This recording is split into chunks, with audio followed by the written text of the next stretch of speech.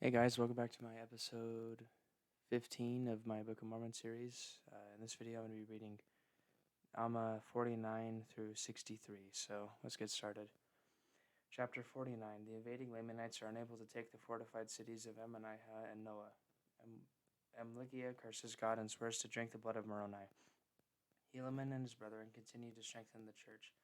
About 72 BC.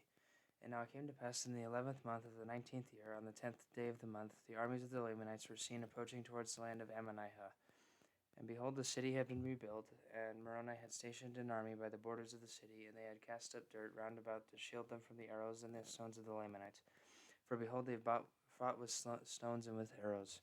Behold, I said that the city of Ammonihah had been rebuilt. I say unto you, yea, that it was in part rebuilt, and because the Lamanites had destroyed it once because of the iniquity of the people, they supposed that it would again become an easy prey for them. But behold, how great was their disappointment! For behold, the Nephites had dug up a ridge of earth round about them, which was so high that the Lamanites could not cast their stones and their arrows at them that they might take effect, neither could they come upon them, save it was by their place of entrance. Now, as at this time, the chief captains of the Lamanites were astonished exceedingly because of the wisdom of the Nephites in preparing their places of security. Now the leaders of the Lamanites had supposed, because of the greatness of their numbers, yea, they supposed that they should be privileged to come upon them as they had hitherto done. Yea, and they had also prepared themselves with shields and with breastplates, and they had also prepared themselves with garments of skins, yea, very thick garments to cover their nakedness. And being thus prepared, they supposed that they should easily overpower and subject their brethren to the yoke of bondage, or slay and massacre them according to their pleasure. But behold, to their uttermost astonishment, they were prepared for them in a manner which had never been known among the children of Lehi. And now they were prepared for the Lamanites to battle after the manner of the instructions of Moroni. And it came to pass that the Lamanites or the Amalekites were exceedingly astonished at their manner of preparation for war.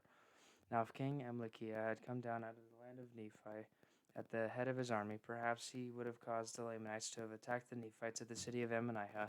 For behold, he did care not for the blood of his people. But behold, Amalekiah did not come down himself to battle, and behold, his chief captains durst not attack the Nephites at the city of Ammonihah. For Moroni had altered the management of affairs among the Nephites insomuch that the Lamanites were disappointed in their place of retreat, and they could not come upon them. Therefore they retreated into the wilderness, and took their camp, and marched towards the land of Noah, supposing that to be the next best place for them to come against the Nephites. For they knew not that Moroni had fortified or had built forts of security for every city and all the land round about. Therefore they marched towards the land of Noah with a firm determination. Yea, their chief captains came forward and took an oath that they would destroy the people of that city.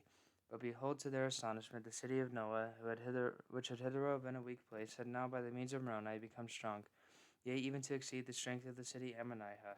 And now behold, this was wisdom in Moroni, for he had supposed that they would be frightened at the city Ammonihah.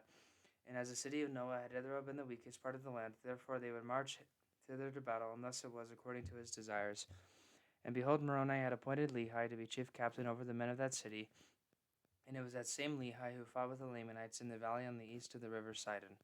And now behold, it came to pass that when the Lamanites had found that Lehi commanded the city, they were again disappointed, for they feared Lehi exceedingly. Nevertheless, their chief captains had sworn with an oath to attack the city. Therefore they brought up their armies. Now behold, the Lamanites could not get into their forts of security by any other way, save by the entrance, because of the highness of the bank which had been thrown up, and the depth of the ditch which had been dug round about, save it were by the entrance. And thus were the Nephites prepared to destroy all such as should attempt to climb up to enter the fort by any other way, by casting over stones and arrows at them. Thus they were prepared, yea, a body of their strongest men, with their swords and their slings, to smite down all who should attempt to come into their place of security by the place of entrance. And thus were they prepared to defend themselves against the Lamanites. And it came to pass that the captains of the Lamanites brought up their armies before the place of entrance, and began to contend with the Nephites to get into their place of security. But behold, they were driven back from time to time, insomuch that they were slain with an immense slaughter.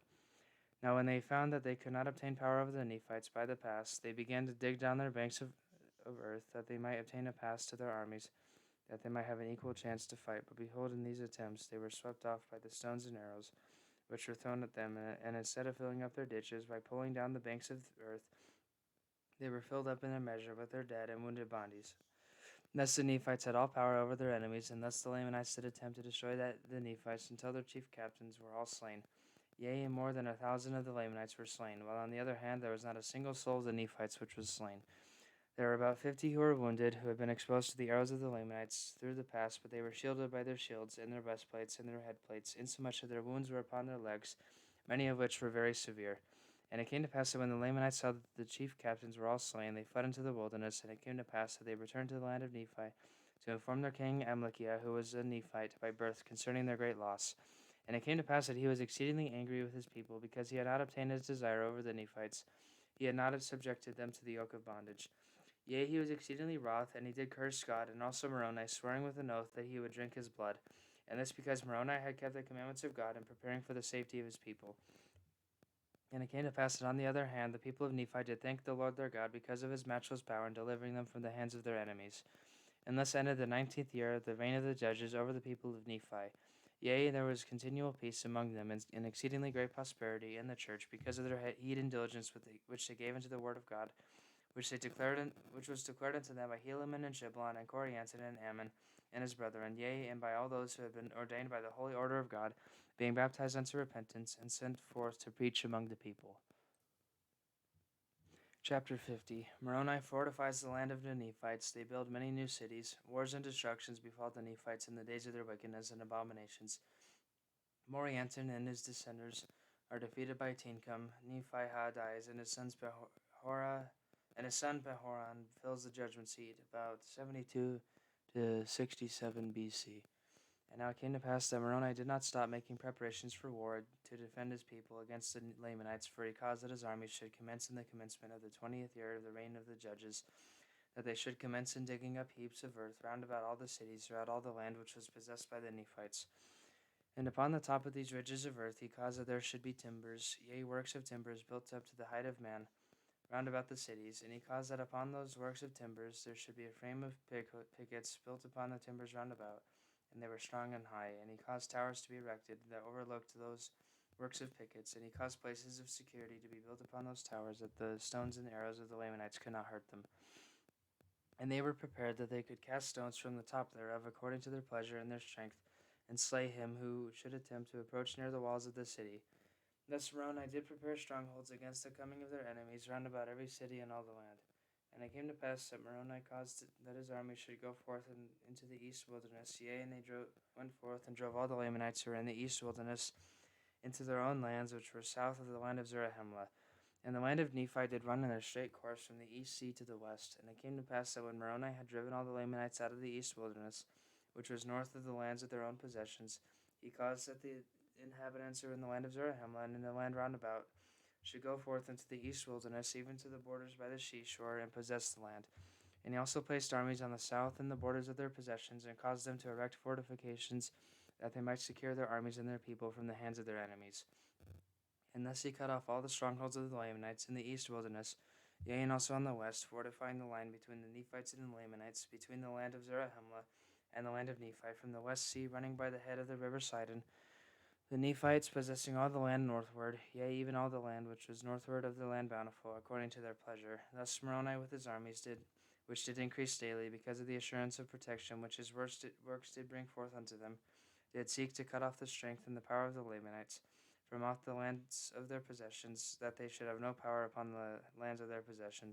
And it came to pass that the Nephites began the foundation of a city, and they called the name of the city Moroni, and it was by the east sea, and it was on the south by the line of possessions of the Lamanites. And they also began a foundation for a city between the city of Moroni and the city of Aaron, joining the borders of Aaron and Moroni, and they called the name of the city or the land Nephihah. And they also began in that same year to build many cities on the north, one in particular manner, which they called Lehi, which was in the north by the borders of the seashore, and thus ended the 20th year. And in these prosperous circumstances were the people of Nephi in commencement of the 21st year of the reign of the judges over the people of Nephi. And they did prosper exceedingly, and they became exceedingly rich, yea, and they did multiply and wax strong in the land. Unless we see how merciful and just are all the dealings of the Lord, to the fulfilling all his words unto the children of men, yea, can behold that his words are verified, even at this time which he spake unto Lehi, saying, Blessed art thou and thy children, and they shall be blessed, inasmuch as they shall keep my commandments, they shall prosper in the land. But remember, inasmuch as they will not keep my commandments, they shall be cut off from the presence of the Lord. And we see that these promises have been verified to the people of Nephi, for it has been their quarrelings and their contentions, yea, their murderings and their plunderings, their adultery, their whoredoms, and their abominations, which were among themselves, which brought upon them their wars and their destructions. And those who were faithful in keeping the commandments of the Lord were delivered at all times, while thousands of their wicked brethren have been consigned to bondage, or to perish by the sword, or to dwindle in unbelief and mingle with the Lamanites. But behold, there was never a happier time among the people of Nephi since the days of Nephi, more than in the days of Moroni, yea, even at this time, in the 21st year of the reign of the judges. And it came to pass that the 22nd year of the reign of the judges also ended in peace, yea, and also the 23rd year. Now it came to pass that in the commencement of the 24th year of the reign of the judges, there would have also been peace among the people of Nephi, had it not been for a contention which took place among them concerning the land of Lehi and the land of Morianton, which joined upon the borders of Lehi, both of which were on the borders of the seashore. For behold, the people who possessed the land of Morianton did claim a part of the land of Lehi. Therefore there began to be a warm contention between them, insomuch that the people of Morianton took up arms against their brethren, and they were determined by the sword to slay them. But behold, the people who possessed the land of Lehi fled to the camp of Moroni, and appealed unto him for assistance, for behold, they were not in the wrong. And it came to pass that when the people of Morianton, who were led by a man whose name was Morianton, found that the people of Lehi had fled to the camp of Moroni, they were exceedingly fearful, lest the army of Moroni should come upon them and destroy them. Therefore Morianton put it into their hearts that they should flee to the land which was northward, which was covered with large bodies of water, and take possession of the land which was northward. And behold, they would have carried this plan into effect, which would have been a cause to have been lamented. But behold, Morianton, being a man of much passion, therefore he was angry with one of his maidservants, and he fell upon her and beat her much. And it came to pass that she fled and came over to the camp of Moroni, and she told Moroni all things concerning the matter, and also concerning their intention to flee into the land northward. Now behold, the people who are in the land bountiful, or rather Moroni, feared that they would hearken to the words of Morianton and unite with his people, and thus he would obtain possession of those parts of the land which would lay a foundation for serious consequences among the people of Nephi, yea, which consequences would lead to the overthrow of their liberty. Therefore Moroni sent an army with their camp to head to the people of Morianton to stop their flight in the land northward. And it came to pass that they did not heed them until they had come to the borders of the land desolation, and there they did heed them by the narrow pass which was led into the sea by the land northward, yea, by the sea on the west and on the east. And it came to pass that the army which was sent by Moroni, which was led by a man whose name was Tincum, did meet the people of Morianton, and so stubborn were the people of Morianton, being inspired by his wickedness and his flattering words, that a battle commenced between them, in which Tincum did slay Morianton and defeat his army, and took them prisoners, and returned to the camp of Moroni, and thus ended the 24th year of the reign of the judges over the people of Nephi. And thus were the people of Morianton brought back, and upon their covenanting to keep the peace, they were restored to the land of Morianton, and a union took place between them and the people of Lehi, and they were also restored to their lands. And it came to pass that in the same year that the people of Nephi had peace restored unto them, that Nephihah, the second chief judge, died, having filled the judgment seat with perfect uprightness before God. Nevertheless, he had refused Alma to take possession of those records and those things which were esteemed by Alma and his fathers to be most sacred. Therefore Alma had conferred them upon his son Elaman. Behold, it came to pass that the son of Nephihah was appointed to fill the judgment seat in the stead of his father. Yea, he was appointed chief judge and governor over the people, with an oath and sacred ordinance to judge righteously, and to keep the peace and the freedom of the people, and to grant unto them their sacred privileges to worship the Lord their God, yea, to support and maintain the cause of God all his days, and to bring the wicked to justice according to their crime. Now behold, his name was Pahoran, and Pahoran did fill the seat of his father, did commence his reign in the end of the 24th year over the people of Nephi. Chapter 51. The king's men seek to change the law and set up a king. Pahoran and the freemen are supported by the voice of the people. Moroni compels the king men to defend their country or be put to death. Amlikia and the Lamanites capture many fortified cities.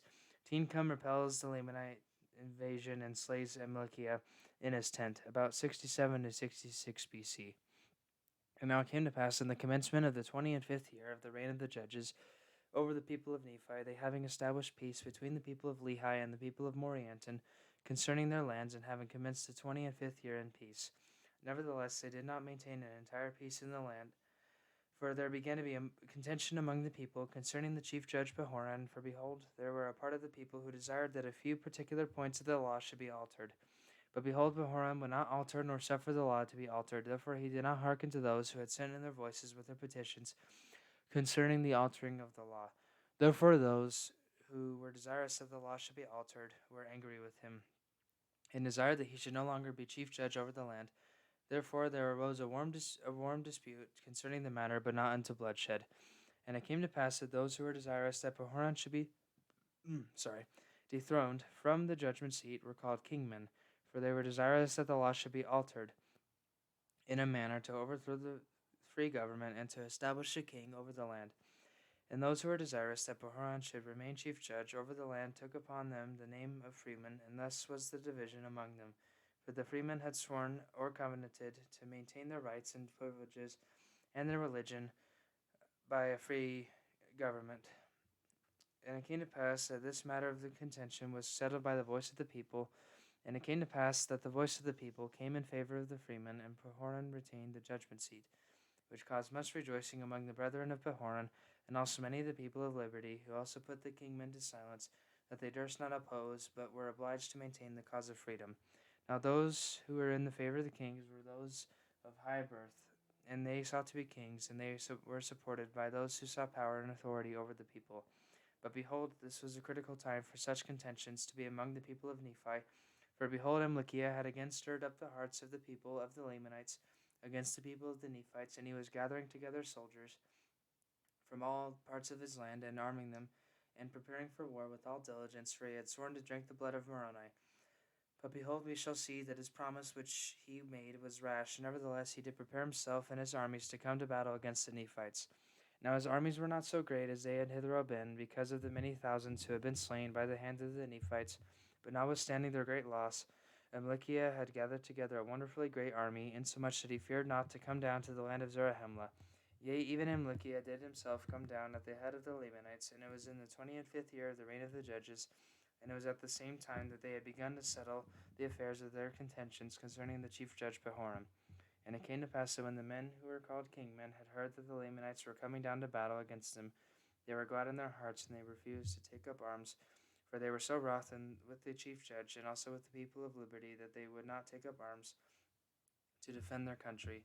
And it came to pass that when Moroni saw this, and also that the Lamanites were coming into the borders of the land, he was exceedingly wroth, because of the stubbornness of those people whom he had labored with so much diligence to preserve.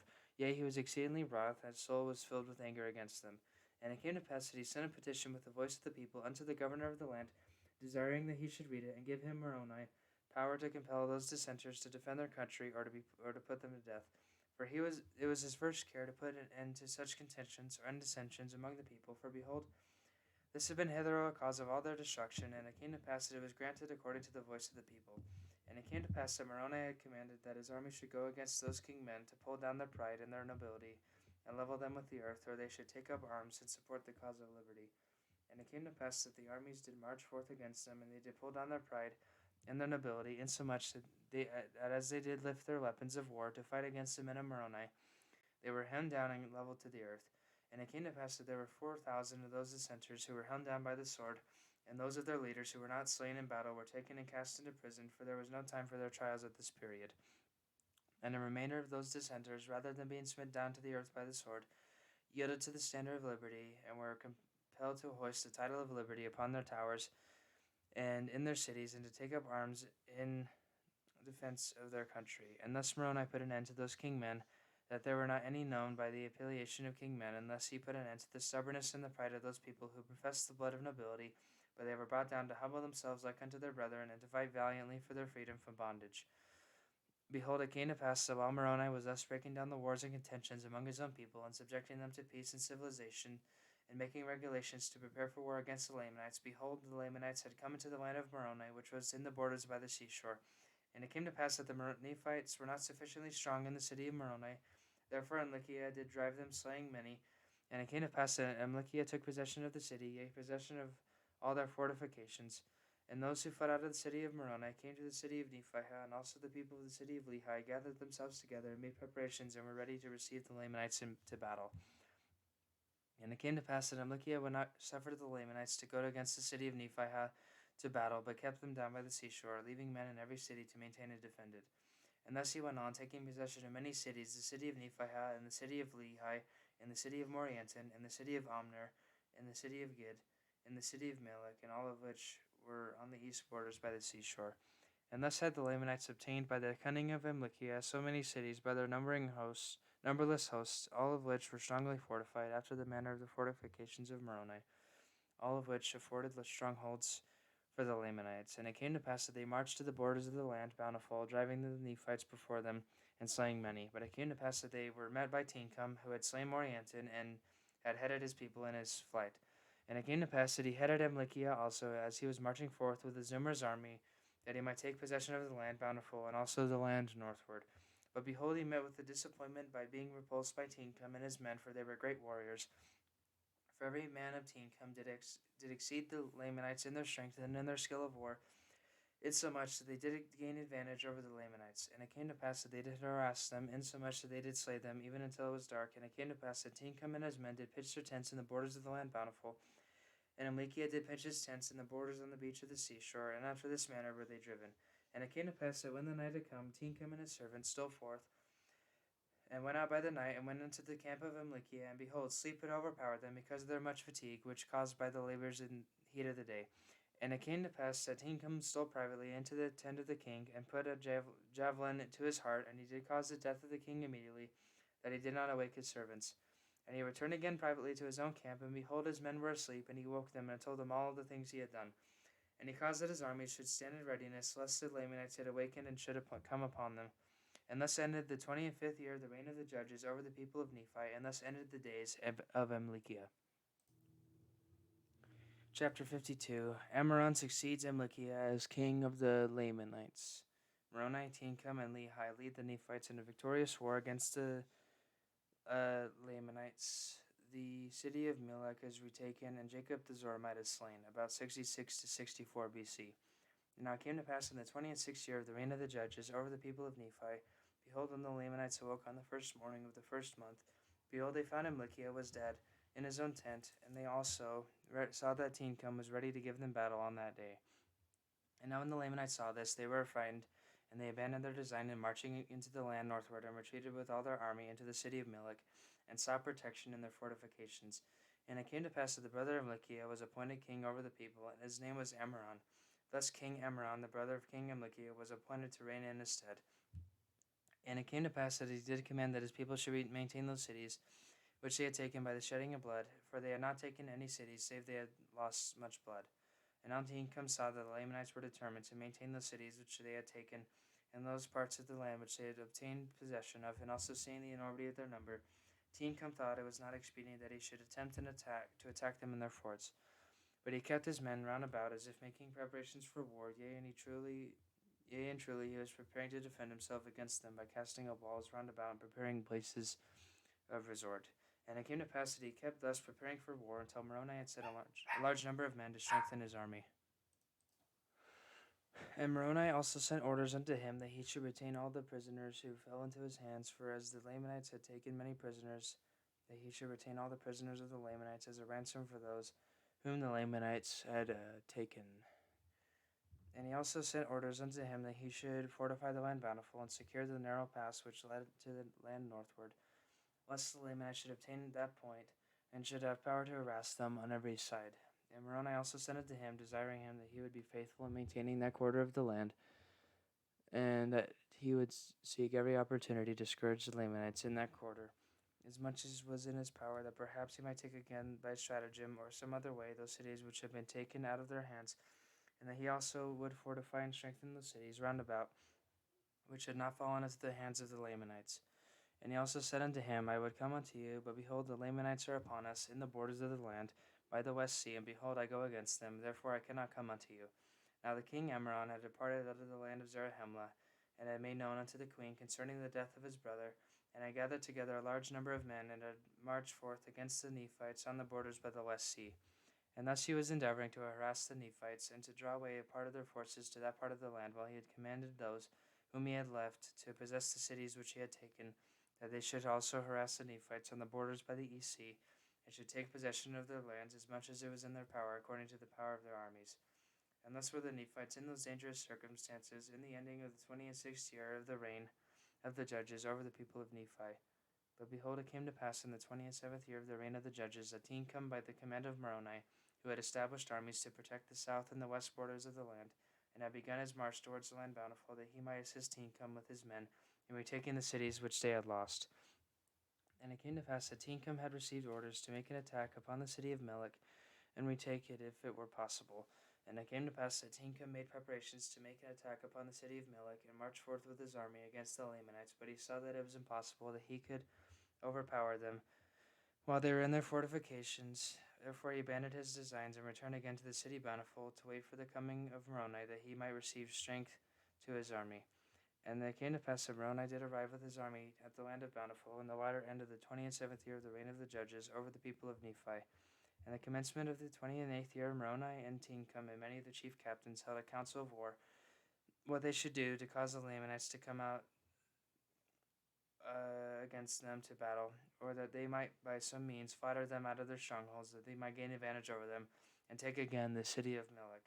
And it came to pass they sent ambassadors to the armies of the Lamanites, which protected the city of Melech, to their leader, whose name was Jacob, desiring him that he would come out with his armies to meet them upon the plains between the two cities. But behold, Jacob, who was a Zoramite, would not come out with his army to meet them upon the plains. And it came to pass that Moroni, having no hopes of meeting them upon fair grounds, therefore he resolved upon a plan that he might decoy the Lamanites out of their strongholds. Therefore he caused that Teancum should take a small number of men and march down near the seashore, and Moroni and his army by night marched in the wilderness on the west of the city Melech. And thus on the morrow, when the guards of the Lamanites had discovered Teancum, they ran and told it unto Jacob their leader. And it came to pass that the armies of the Lamanites did march forth against Teancum, supposing their numbers to overpower Teancum because of the smallness of his numbers. And as Teancum saw the armies of the Lamanites coming out against him, he began to retreat down by the seashore northward. And it came to pass that when the Lamanites saw that he began to flee, they took courage and pursued them with vigor. And while Teancum was thus leading away the Lamanites who were pursuing them in vain, behold, Moroni commanded that a part of his army who were with him should march forth into the city and take possession of it. And thus they did, and slew all those who had been left to protect the city, yea, all those who would not yield up their weapons of war. And thus Moroni had obtained possession of the city Melech with a part of his army, while he marched with the remainder to meet the Lamanites, when they should return from the pursuit of Teancum. And it came to pass that the Lamanites did pursue Teancum until they came near the city Bountiful, and then they were met by Lehi and a small army which had been left to protect the city Bountiful. And now behold, when the chief captains of the Lamanites had beheld Lehi with his army coming against them, they fled in much confusion, lest perhaps they should not obtain the city Melech before Lehi should overtake them, for they were worried because of their march, and the men of Lehi were fresh. Now the Lamanites did not know that Moroni had been in their rear with his army, and all they feared was Lehi and his men. Now Lehi was not desirous to overtake them till they should meet Moroni and his army. And it came to pass that before the Lamanites had retreated far, they were surrounded by the Nephites, by men of Moroni on one hand, and the men of Lehi on the other, all of whom were fresh and full of strength. But the Lamanites were weary because of their long march. And Moroni commanded his men that they should fall upon them until they had given up their weapons of war. And it came to pass that Jacob, being their leader, being also a Zoramite, and having an unconquerable spirit, he led the Lamanites forth to battle with exceeding fury against Moroni. Moroni being in their course of march, therefore Jacob was determined to slay them, and cut his way through the city of Melech. But behold, Moroni and his men were more powerful, therefore they did not give way before the Lamanites. And it came to pass that they fought on both hands with exceeding fury, and there were many slain on both sides. Yea, Moroni was wounded to Jacob, and was killed. And Lehi pressed upon their rear with such fury with his strong men, and the Lamanites in the rear delivered up their weapons of war, and the remainder of them, being much confused, knew not whether to go or to strike. Now Moroni, seeing their confusion, he said unto them, If ye will bring forth your weapons of war and deliver them up, behold, we will forbear shedding your blood. And it came to pass that when the Lamanites had heard these words, their chief captains, all those who were not slain, came forth and threw down their weapons of war at the feet of Moroni, and also commanded their men that they should do the same. But behold, there were many that would not, and those who would not deliver up their swords were taken and bound, and their weapons of war were taken from them, and they were compelled to march with their brethren forth into the land Bountiful. And now the number of prisoners who were taken exceeded more than the number of those who had been slain, yea, more than those who had been slain on both sides. Chapter 53. The Lamanite prisoners are used to fortify the city Bountiful. Dissensions among the Nephites give rise to Lamanite victories. Helaman takes command of the 2,000 stripling sons of the people of Ammon, about 64 to 63 BC. And it came to pass that they did set guards over the prisoners of the Lamanites, and did compel them to go forth and bury their dead, yea, and also the dead of the Nephites who were slain. And Moroni placed men over them to guard them while they should perform their labors. And Moroni went to the city of Melech with Lehi, and took command of the city, and gave it unto Lehi. Now behold, this Lehi was a man who had been with Moroni in the more parts of all his battles. And he was a man like unto Moroni, and they rejoiced in each other's safety. Yea, they were beloved by each other, and also beloved by all the people of Nephi. And it came to pass that after the Lamanites had finished burying their dead, and also the dead of the Nephites, they were marched back into the land bountiful. And Tinkum, by the orders of Moroni, caused that they should commence laboring and digging a ditch round about the land, or the city bountiful. And he caused that they should build a breastwork of timbers upon the inner bank of the ditch, and they cast up dirt out of the ditch against the breastwork of timbers. And thus they did cause the Lamanites to labor until they had encircled the city of Bountiful round about with a strong wall of timber and earth to an exceeding height. And this city became an exceeding stronghold ever after. And in this city they did guard the prisoners of the Lamanites, yea, even within a wall which they had caused them to build with their own hands. Now Moroni was compelled to cause the Lamanites to labor, because it was easy to guard them while at their labor. And he desired all his forces when he should make an attack upon the Lamanites. And it came to pass that Moroni thus gained a victory over one of the greatest of the armies of the Lamanites, and had obtained possession of the city of Melech, which was one of the strongest holds of the Lamanites in the land of Nephi. And thus he had also built a stronghold to retain his prisoners.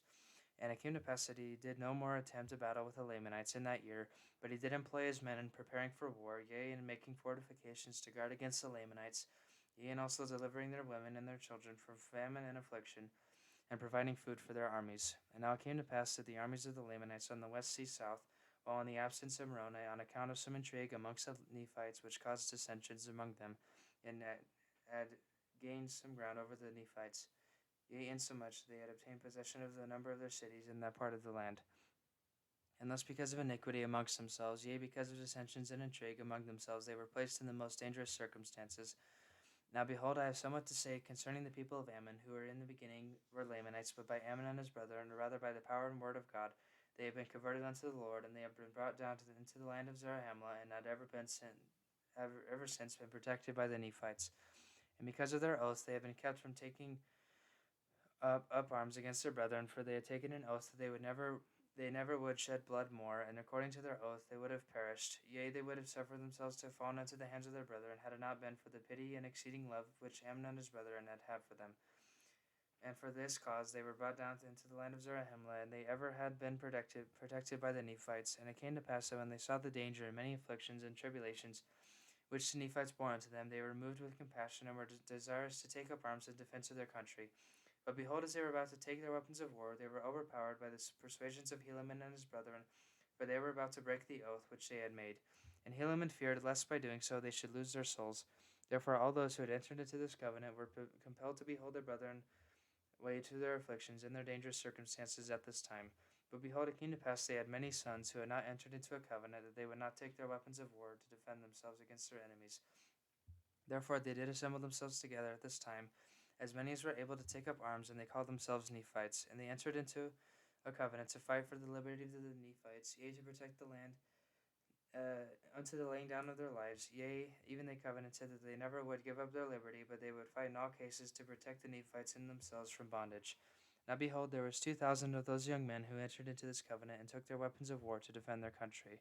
And now behold, as they never had ever been a disadvantage to the Nephites, they became now at this period of time also a great support, for they took their weapons of war, and they would that Helaman should be their leader.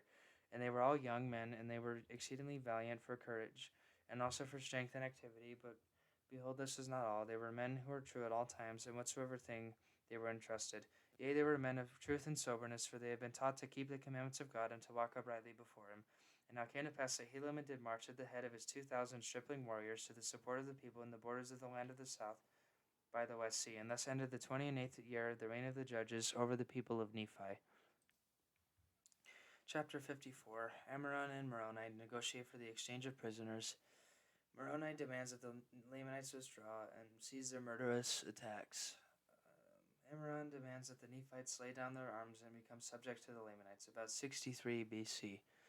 And now it came to pass that in the commencement of the 29th year of the judges, that Ammoron sent unto Moroni, desiring that he would exchange prisoners. Now it came to pass that Moroni felt to rejoice exceedingly at this request, For he desired the provisions which were imparted for the support of the Lamanites prisoners, for the support of his own people, and he also desired his own people for the strengthening of his army. Now the Lamanites had taken many women and children, and there was not a woman nor a child among all the prisoners of Moroni, or the prisoners whom Moroni had taken. Therefore Moroni resolved upon a stratagem to obtain as many prisoners of the Nephites from the Lamanites as it were possible. Therefore he wrote an epistle and sent it by the servant of Ammoron, the same who had brought an epistle to Moroni. Now these are the words which he wrote unto Ammoron, saying, Behold, Ammoron, I have written unto you somewhat concerning this war which ye have waged against my people, or rather which thy brother had waged against them, and which ye are still determined to carry on after his death. Behold, I would tell you somewhat concerning the justice of God and the sword of his almighty wrath, which doth hang over you, except ye repent and withdraw your armies into your own lands, or the land of your possessions, which is the land of Nephi. Yea, I would tell you these things if you were capable of hearkening unto them. Yea, I would tell you concerning the awful hell that awaits to receive such murderers as thou and thy brother have been, except ye repent and withdraw your murderous purposes, and return with your armies to your own lands. But as ye have once rejected these things, and have fought against the people of the Lord, even so I may expect you will do it again. But behold, we are prepared to receive you, yea, and except you withdraw your purpose, behold, ye will pull down the wrath of that God whom ye have rejected upon you, even to your utter destruction. But as the Lord liveth, our army shall come upon you, except ye withdraw, and ye shall soon be visited with death. For we will retain our cities and our lands, yea, and we will maintain our religion in the cause of our God. But behold, it supposeth me that I talk to you concerning these things in vain, or that it supposeth me that thou art a child of hell. Therefore I will close my epistle by telling you that I will not exchange prisoners, save it be on the conditions that ye will deliver up a man and his wife and his children for one prisoner. If this be the case that ye will do it, I will exchange. But behold, if ye do not this, I will come against you with my armies, yea, even I will arm my women and my children, and I will come against you, and I will follow you even into your own land, which is the land of our first inheritance, yea, and it shall be blood for blood, yea, life for life, and I will give you battle even until you are destroyed from off the face of the earth. Behold, I am in my anger, and also my people ye have sought to murder us, and we have only sought to defend ourselves. But behold, if ye seek to destroy us more, we will seek to destroy you. Yea, and we will seek our land, and the land of our first inheritance. Now I close my epistle. I am Moroni, I am the leader of the people of the Nephites. Now it came to pass that Ammoron, when he had received this epistle, he was angry, and he wrote another epistle unto Moroni. And these are the words which he wrote, saying, I am Ammoron, the king of the Lamanites. I am the brother of Amalickiah, whom ye have murdered. Behold, I will avenge his blood upon you. Yea, I will come upon you with my armies, for I fear not your threatenings. For behold, your fathers did wrong their brethren, insomuch that they did rob them of the right to the government when it rightly belonged to them. And now behold, if you will lay down your arms and subject yourselves to be governed by those to whom the government doth rightly belong, then I will cause that my people shall lay down their weapons and shall be at war no more. Behold, ye have breathed out many threatenings against my people, but behold, we fear not your threatenings. Behold, I will grant to exchange prisoners according to your request gladly, that I may preserve my food for my men of war, and we will wage a war which shall be eternal, either to the subjecting the Nephites to our authority, or to their eternal extinction. And as concerning that God whom ye say we have rejected, behold, we know not such a being, neither do ye, but if it were so be that is such a being, we know not, but that he hath made us as well as you. But if it so be that there is a devil in a hell, behold, will he not send you there to dwell with my brother whom ye have murdered, whom ye have hinted that he hath gone to such a place? But behold, these things matter not. I am Ammoron, and am a descendant of Zorm, with whom your fathers pressed and brought out of Jerusalem. And behold, now I am a bold Lamanite. Behold, this war hath been waged to avenge their wrongs, and to maintain and obtain their rights to the government, and I close my epistle to Moroni. Chapter 55. Moroni refuses to exchange prisoners. The Lamanite guards are enticed to become drunk, and the Nephite prisoners are freed. The city of Gid is taken without bloodshed, about 63 to 62 BC. Now it came to pass that when Moroni had received this epistle, he was more angry, because he knew that Ammoron had a perfect knowledge of this fraud. Yea, he knew that Ammoron knew that it was not a just cause that had caused him to wage a war against the people of Nephi. And he said, Behold, I will not exchange prisoners with Ammoron, save he will withdraw his purpose, as I have stated in my epistle, for I will not grant unto him that he shall have any more power than what he hath got. Behold, I know the place where the Lamanites do guard my people, whom they have taken prisoners. And as Ammoron would not grant unto me mine epistle, behold, I will give unto him according to my words. Yea, I will seek death among them until they shall sue for peace. Now it came to pass that when Moroni had said these words, he caused that a search should be made among his men, that perhaps he might find a man who was a descendant of Laman among them. And it came to pass that they found one whose name was Laman, and he was one of the servants of the king, who was murdered by Amalekiah. Now Moroni caused that Laman and a small number of his men should go forth unto the guards who were over the Nephites. Now the Nephites were guarded in the city of Gid. Therefore Moroni appointed Laman, and caused that a small number of men should go with him. And when it was evening, Laman went to the guards who were over the Nephites, and behold, they saw him coming, and they hailed him. But he saith unto them, Fear not, behold, I am a Lamanite. Behold, we have escaped from the Nephites, and they sleep. But behold, we have taken of their wine, and brought it with us. Now when the Lamanites heard these words, they received him with joy, and they said unto him, Give us of your wine, that we may drink. We are glad that ye have thus taken wine with you, for we are weary. But Laman said unto them, Let us keep of our wine till we go against the Nephites to battle. But this saying only made them more desirous to drink of the wine. For said they, We are weary, therefore let us take of the wine, and by we shall receive wine for our rations, which will strengthen us to go against the Nephites. And Laman said unto them, You may do according to your desires. And it came to pass that they did take of the wine freely, and it was pleasant to their taste. Therefore they took of it more freely, and it was strong, having been prepared in its strength. And it came to pass that they did drink and were merry, and by they were all drunken. And now when Laman and his men saw that they were drunken and were in a deep sleep, they returned to Moroni and told him all the things that had happened. And now this was according to the design of Moroni, and Moroni had prepared his men with weapons of war, and he went to the city Gid, while the Lamanites were in a deep sleep, and drunken, and casting weapons of war into the prisoners, insomuch that they were all armed. Yea, even to their women, and all those of their children, and as many as were able to use a weapon of war, when Moroni had armed all those prisoners. And all these things were done in a profound silence. But they had awakened the Lamanites. Behold, they were drunken, and the Nephites could have slain them. But behold, this was not the desire of Moroni. He did not delight in the murder or bloodshed, but he delighted in the saving of his people from destruction, and for this cause he might not bring upon him injustice. He would not fall upon the Lamanites and destroy them in their drunkenness. But he had obtained his desires, for he had armed those prisoners of the Nephites who were within the walls of the city, and had given them power to gain possession of those parts which were within the walls. And then he caused the men who were with him to withdraw a pace from them and surround the armies of the Lamanites. Now behold, this was done in the night time, so that when the Lamanites awoke in the morning, they behold that they were surrounded by the Nephites without, and that their prisoners were armed within. And thus they saw that the Nephites had power over them. And in these circumstances they found that it was not expedient that they should fight with the Nephites. Therefore their chief captains demanded their weapons of war, and they brought them forth and cast them at the feet of the Nephites, pleading for mercy. And now behold, this is the desire of Moroni. He took them prisoners of war, and took possession of the city, and caused that all the prisoners should be liberated, who were the Nephites, and they did join the army of Moroni, and were a great strength to his army.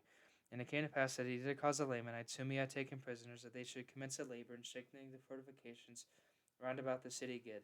And it came to pass that when he had fortified the city Gid according to his desires, he caused that his prisoners should be taken to the city Bountiful, and he also guarded that city with an exceedingly strong force. And it came to pass that they did, but notwithstanding all the intrigues of the Lamanites, keep and protect all the prisoners whom they had taken, and also maintain all the ground and the advantage which they had retaken. And it came to pass that the Nephites began again to be victorious, and to reclaim their rights and their privileges. Many times did the Lamanites attempt to encircle them about by night, but in these attempts they did lose many prisoners. And many times did they attempt to administer of their wine to the Nephites, that they might destroy them with poison or with drunkenness. But behold, the Nephites were not slow to remember the Lord their God, and this their time of affliction they could not be taken in their snares. Yea, they would not partake of their wine, save they had first given to some of the Lamanite prisoners. And they were thus cautioned that no poison should be administered among them, for if their wine could poison a Lamanite, it would also poison a Nephite. And thus they did try all their liquors. And now it came to pass that it was expedient for Moroni to make preparations to attack the city Morianton, for behold, the Lamanites had by their labors fortified the city Morianton, until it had become an exceeding stronghold. And they were continually bringing new forces into that city, and also new supplies of provisions. And thus ended the 29th year of the reign of the judges over the people of Nephi. Chapter 56. Helaman sends an epistle to Moroni, recounting the state of the war with the Lamanites. Antipas and Helaman gain a great victory over the Lamanites. Helaman's 2,000 stripling sons fight with miraculous power, and none of them are slain. Verse 1, about 62 BC. Verses 2 through 19, about 66 BC. And verses 20 through 57, about 65 to 64 BC. And now it came to pass in the commencement of the 13th year of the reign of the judges, on the second day in the first month, Moroni received an epistle from Helaman stating the affairs of the people in that quarter of the land. And these are the words which he wrote, saying, My dearly beloved brother Moroni, and as well in the Lord as in the tribulations of our welfare, behold, my beloved brother, I have somewhat to tell you concerning our warfare in this part of the land. Behold, 2,000 of the sons of those men whom Ammon brought down out of the land of Nephi. Now ye have known that these are the descendants of Laman, who was the eldest son of their father Lehi. Now I need not rehearse unto you concerning their traditions or their unbelief, for thou knowest concerning all these things. Therefore it sufficeth me that I tell you that 2,000 of these young men have taken their weapons of war, would that I should be their leader, and we have come forth to defend our country. And now ye also know concerning the covenant which their fathers made, that they would not take up their weapons of war against their brethren to shed blood. But in the 26th year, when they saw our afflictions and our tribulations for them, they were about to break the covenant which they had made, and take up their weapons of war in our defense. But I would not suffer them that they should break this covenant which they had made, supposing that God would strengthen us insomuch that we should not suffer more, because of the fulfilling the oath which they had taken.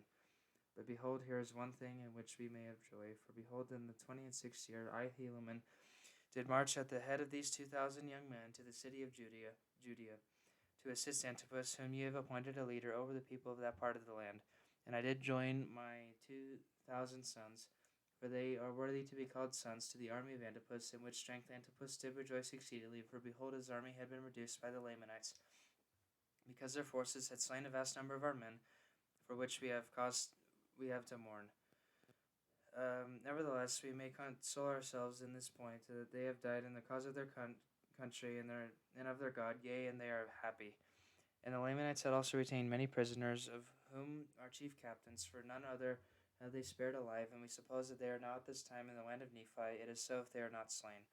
And now these are the cities of which the Lamanites have obtained possession by the shedding of the blood of so many of our valiant men: the land of Manti, or the city of Manti, and the city of Zesrom, and the city of Cuminti, and the city of Antipara. And these are the cities which they possessed when I arrived at the city of Judea, and I found Antipas and his men toiling with their might to fortify the city. Yea, and they were depressed in body as well as in spirit, for they had fought valiantly by day and toiled by night to maintain their cities, and thus they had suffered great afflictions of every kind. And now they were determined to conquer in this place or die. Therefore you may well suppose that this little force which I brought with me, yea, those sons of mine, gave them great hopes and much joy. And now it came to pass that when the Lamanites saw that Antipas had received a greater strength to his army, they were compelled by the orders of Amram to not come against the city of Judea or against us to battle. And thus were we favored of the Lord, for they had come upon us in this our weakness. They might have perhaps destroyed our little army, but thus we were preserved. They were commanded by Amram to maintain those cities which they had taken, and thus ended the 26th year. And in the commencement of the 27th year, we had prepared our city and ourselves for defense. Now we were desirous that the Lamanites should come upon us, for we were not desirous to make an attack upon them in their strongholds. And it came to pass that we kept spies out round about to watch the movements of the Lamanites, that they might not pass us by night nor by day to make an attack upon our other cities which were on the northward. For we knew in those cities they were not sufficiently strong to meet them. Therefore we were desirous, if they should pass by us, to fall upon them in their rear, and thus bring them up in the rear at the same time. They were meet in the front. We should suppose that we could overpower them. But behold, we were disappointed in this our desire. They durst pass by us with their whole army, neither durst they with a part, lest they should be sufficiently strong and they should fall. Neither durst they march down against the city of Zarahemla, neither durst they cross the head of Sidon over the city of Nephihah. And thus with their forces they were determined to maintain those cities which they had taken. And now it came to pass in the second month of this year, there was brought unto us many provisions from the fathers of those, my 2,000 sons. And also there we were sent 2,000 men unto us from the land of Zarahemla, and thus we were prepared with 10,000 men and provisions for them, and also for their wives and their children. And the Lamanites, thus seeing our forces increase daily, and provisions arrive for our support, they began to be fearful, and began to sally forth, if it were possible, to put an end to our receiving provisions and strength. Now when we saw that the Lamanites began to grow uneasy on this wise, we were desirous to bring a stratagem into effect upon them. Therefore Antipas ordered that I should march forth with my little sons to a neighboring city, as if we were carrying provisions to a neighboring city. And we were to march near a city of Antipara, as if we were going to the city beyond and the borders by the seashore. And it came to pass that we did march forth as if with our provisions to go to that city. And it came to pass that Antipas did march forth with a part of his army, leaving the remainder to maintain in the city.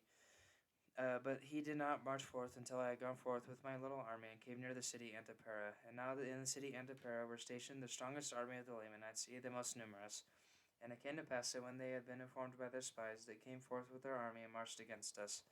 And it came to pass that we did flee before them northward, and thus we did lead away the most powerful army of the Lamanites, yea, even to a considerable distance, insomuch that when they saw an army of Antipas pursuing them with their might, they did not turn to the right nor to the left, but pursued their march in straight course after us. And as we suppose, it was their intent to slay us before Antipas should overtake them, and this that they might not be surrounded by our people. And now Antipas, beholding our danger, did speed the march of his army, but behold, it was night. Therefore they did not overtake us, neither did Antipas overtake them. Therefore we did camp for the night. And it came to pass that, behold, before the dawn of the morning, behold, the Lamanites were pursuing us. Now we were not sufficiently strong to contend with them. Yea, I would not suffer that my little sons should fall into their hands. Therefore we did continue our march, and we took our march into the wilderness. Now they durst not turn to the right nor to the left, lest they should be surrounded. Neither would I turn to the right nor to the left, lest they should overtake me, and we could not stand against them, but be slain, and they would make their escape. And thus we did flee all that day into the wilderness, even until it was dark. And it came to pass that again, when the light of the morning came, we saw the Lamanites upon us, and we did flee before them. But it came to pass that they did not pursue us far before they halted, and it was in the morning of the 3rd day of the 7th month. And now whether they were overtaken by Antipas, we knew not. But I said unto my men, behold, we knew not that, but they have halted for the purpose that we should come against them, that they might catch us in their snare. Therefore, what say ye, my sons? Will ye go against them to battle? And now I say unto you, my beloved brother Moroni, that I never had seen so great courage, nay, not amongst all the Nephites. For as I ever called them my sons, for they were all of them very young, even so they said unto me, Father, behold, our God is with us, and he would not suffer that we should fall. Then let us go forth. We will not slay our brethren if they would let us alone. Therefore let us go, lest they should overpower the army of Antipas. Now they had never fought, yet they did not fear death, and they did think more upon the liberty of their fathers than they did upon their lives.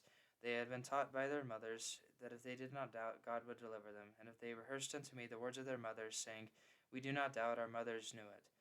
And it came to pass that I did return with my 2,000 against these Lamanites who had pursued us. And now behold, the armies of Antipas had overtaken them, and a terrible battle had commenced. The army of Antipas, being weary because of their long march in so short a space of time, were about to fall into the hands of the Lamanites, and had I not returned with my 2,000, they would have obtained their purpose. For Antipas had fallen by the sword, and many of his leaders, because of their weariness, which was occasioned by the speed of their march. Therefore the men of Antipas, being confused because of the fall of their leaders, began to give way before the Lamanites. And it came to pass that our Lamanites took courage, and began to pursue them. And thus were the Lamanites pursuing them with great vigor, when Helaman came upon their rear with his 2,000, and began to slay them exceedingly, insomuch that the whole army of the Lamanites halted and turned upon Helaman. Now when the people of Antipas saw that the Lamanites had turned them about, they gathered together their men, and came again upon the rear of the Lamanites. And now it came to pass that we, the people of Nephi, the people of Antipas, and I was with my 2,000, did surround the Lamanites, and did slay them. Yea, insomuch that they were compelled to deliver up their weapons of war, and also themselves as prisoners of war. Now it came to pass that when they had surrendered themselves up unto us, behold, I numbered those 2 young men who had fought with me, fearing lest there were many of them slain. But behold, to my great joy, there had not one soul of them fallen to the earth. Yea, and they had fought as if with the strength of God. Yea, never were their men known to have fought with such miraculous strength, and with such mighty power did they fall upon the Lamanites, that they did frighten them, and for this cause did the Lamanites deliver themselves up as prisoners of war. And as we had no place for our prisoners, that we could guard them to keep them from the armies of the Lamanites, therefore we sent them to the land of Zarahemla, and a part of those men who were not slain of Antipas with them, and the remainder I took and joined them to my stripling Ammonites, and took our march back to the city of Judah. Chapter 57. Helaman recounts the taking of Antipara and the surrender, and later the defense of Cumeni. His Ammonite striplings fight valiantly, and all are wounded, but none are slain. Gid reports the slaying and the escape of the Lamanite prisoners, about 63 B.C. And now it came to pass that I received an epistle from Ammoron, the king, stating if I would deliver up those prisoners of war whom we had taken, that he would deliver up the city of Antipara unto us. But I sent an epistle unto the king that we were sure our forces were sufficient to take the city of Antipara by our force, and by delivering up the prisoners for that city, we should suppose ourselves unwise that we would only deliver up our prisoners on exchange. And Amron refused mine epistle, for he would not exchange prisoners. Therefore we began to make preparations to go against the city of Antipara. But the people of Antipara did leave the city and fled to their other cities, which they had possession of, to fortify them. And thus the city of Antipara fell into our hands. And thus ended the 28th year of the reign of the judges. And it came to pass that in the commencement of the 29th year, we received a supply of provisions, and also in addition to our army from the land of Zarahemla and from the land round about, to the number of 6,000 men, besides 60 of the sons of the Ammonites who had come to join their brethren, my little band of 2,000. And now behold, we were strong, yea, and we also had plenty of provisions brought unto us. And it came to pass that it was our desire to wage a battle with the army which was placed to protect the city Cumini. And now behold, I will show unto you that we soon accomplished our desire, yea, with our strong force, or with a part of our strong force, we did surround by night the city Cumini a little before they were to receive a supply of provisions. And it came to pass that we did camp round about the city for many nights, but we did sleep upon our swords and keep guards, that the Lamanites could not come upon us by night and slay us, which they attempted many times. But as many times as they attempted, this their blood was spilt. At length their provisions did arrive, and they were about to enter the city by night, and we, instead of being Lamanites, were Nephites. Therefore we did take them and their provisions. And notwithstanding the Lamanites being cut off from their support after this manner, they were still determined to maintain the city. Therefore it became expedient that we should take those provisions and send them to Judea, and our prisoners to the land of Zarahemla. And it came to pass that not many days had passed away before the Lamanites began to lose all hopes of succor. Therefore they yielded up the city unto our hands, and thus we had accomplished our designs in obtaining the city Cumini. But it came to pass that our prisoners were so numerous that, notwithstanding the enormity of our numbers, we were obliged to employ all our force to keep them or to put them to death.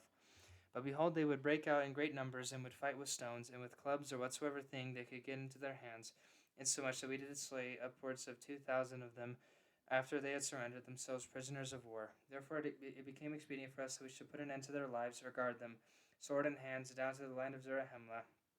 And also our provisions were not any more than sufficient for our own people, notwithstanding that which we had taken from the Lamanites. Now behold, in those critical circumstances, it became a very serious matter to determine concerning those prisoners of war.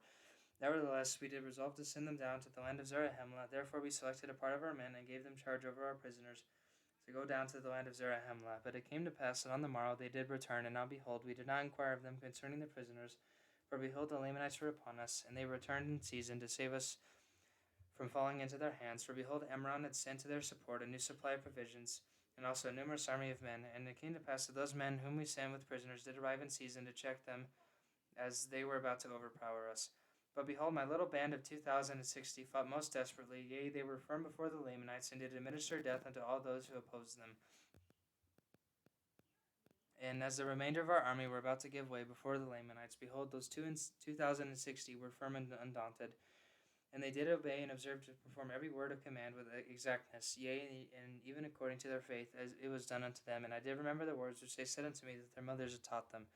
And now behold, it was these my sons, and those men who had been selected to convey the prisoners, of whom we owe this great victory. For it was they who did beat the Lamanites. Therefore they were driven back to the city of Manti, and we retained our city Cumini, and were not all destroyed by the work. Nevertheless we had suffered great loss. And it came to pass, after the Lamanites had fled, I immediately gave orders that my men who had been wounded should be taken from among the dead, and caused that their wounds should be dressed.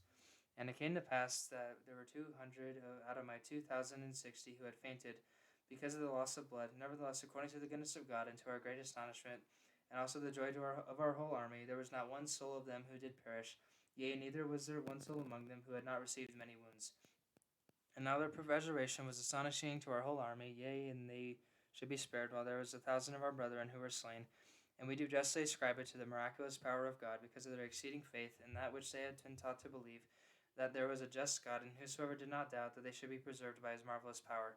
Now this was the faith of these of whom I was spoken, saying, they are young and their minds are firm, and they do put their trust in God continually. And now it came to pass, after we had thus taken care of our wounded men, and had buried our dead, and also the dead of the Lamanites, who were many, behold, we did inquire of Gid concerning the prisoners whom they had started to go down to the land of Zarahemla with. Now Gid was the chief captain over the band, who was appointed to guard them down to the land. And now these are the words which Gid said unto me, Behold, we did start to go down to the land of Zarahemla with our prisoners. And it came to pass that we did meet the spies of our armies, who had been sent out to watch the camp of the Lamanites. And they cried unto us, saying, Behold, the armies of the Lamanites are marching towards the city of Kimini, and behold, they will fall upon them, yea, and will destroy our people. And it came to pass that our prisoners did hear their cries, which caused them to take courage, and they did rise up in rebellion against us. And it came to pass, because of their rebellion, we did cause that our swords should come upon them. And it came to pass that they did in a body run upon our swords, in the which the greater number of them were slain, and the remainder of them broke through and fled from us. And behold, when they had fled, we could not overtake them. We took our march with speed towards the city Community, and behold, we did arrive in time that we might assist our brethren in preserving the city. And behold, we are again delivered out of the hands of our enemies, and blessed is the name of our God. For behold, it is he that delivered us, yea, that has done this great thing for us. Now it came to pass that when I, Helaman, had heard these words of Gid, I was filled with exceeding joy because of the goodness of God in preserving us, that we might not all perish.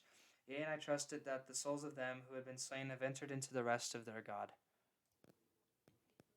Chapter 58. Helaman, Gid, and Teomer take the city of Manti by a stratagem. The Lamanites withdraw. The sons of people of Ammon are preserved as they stand fast in defense of their liberty and faith. About 63 to 62 BC. And behold, now it came to pass that our next object was to obtain the city of Manti, but behold, there was no way that we could lead them out of the city by our small bands, for behold, they remembered that which we had hitherto done. Therefore we could not decoy them away from their strongholds. And they were so much more numerous than was our army, that we durst not go forth and attack them in their strongholds. Yea, it became expedient that we should employ our men to the maintaining those parts of the land which we had regained of our possessions. Therefore it became expedient that we should wait, that we might receive more strength from the land of Zarahemla, and also a new supply of provisions. And it came to pass that I thus did send an embassy to the governor of our land to acquaint him concerning the affairs of our people. And it came to pass that we did wait to receive provisions and strength from the land of Zarahemla. But behold, this did profit us but little, but for the Lamanites were also receiving great strength from day to day, and also many provisions, and thus were our circumstances at this period of time. And the Lamanites were sallying forth against us from time to time, resolving by stratagem to destroy us. Nevertheless, we could not come into battle with them because of their retreats and their strongholds. And it came to pass that we did wait in these difficult circumstances for the space of many months, even until we were about to perish for the want of food. But it came to pass that we did receive food, which was guarded to us by an army of 2,000 men, to our assistance. And this is all the assistance which we did receive to defend ourselves and our country for falling into the hands of our enemies, yea, to contend with an enemy which was innumerable. And now the cause of these our embarrassments, or the cause why they did not send us more strength unto us, we knew not. Therefore we were grieved and also filled with fear, lest by any means the judgments of God should come upon our land, and to our overthrow and our utter destruction. Therefore we did pour out our souls into prayer to God, that he would strengthen us and deliver us out of the hands of our enemies, yea, and also give us strength that we might retain our cities and our lands and our possessions for the support of our people. Yea, and it came to pass that the Lord our God did visit us with assurances that he would deliver us, yea, insomuch that he did speak peace to our souls, and did grant unto us great faith, and did cause us that we should hope for our deliverance in him. And we did take courage with our small force which we had received, and were fixed with the determination to conquer our enemies, and to maintain our lands and our provisions, and our wives and our children, in the cause of our liberty. And thus we did go forth with all our might against the Lamanites who were in the city of Manti, and we did pitch our tents by the wilderness side which was near to the city. And it came to pass that on the morrow, that when the Lamanites saw that we were in the borders by the wilderness which was near the city, that they sent out their spies round about us, that they might discover the number and the strength of our army. And it came to pass that when they saw that we were not strong according to our numbers, and fearing that we should cut them off from their support, except they should come out to battle against us and kill us, and also supposing that they could easily destroy us with their numerous hosts, therefore they began to make preparations to come out against us to battle.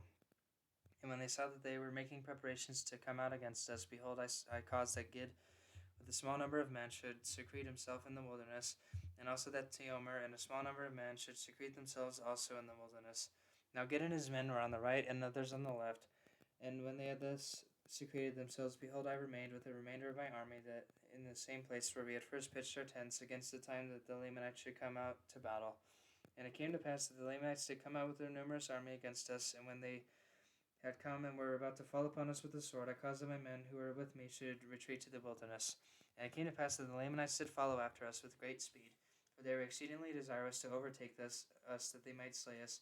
Therefore they did follow us into the wilderness, and we did pass by in the midst of the Gid and Teomer, insomuch that they were not discovered by the Lamanites.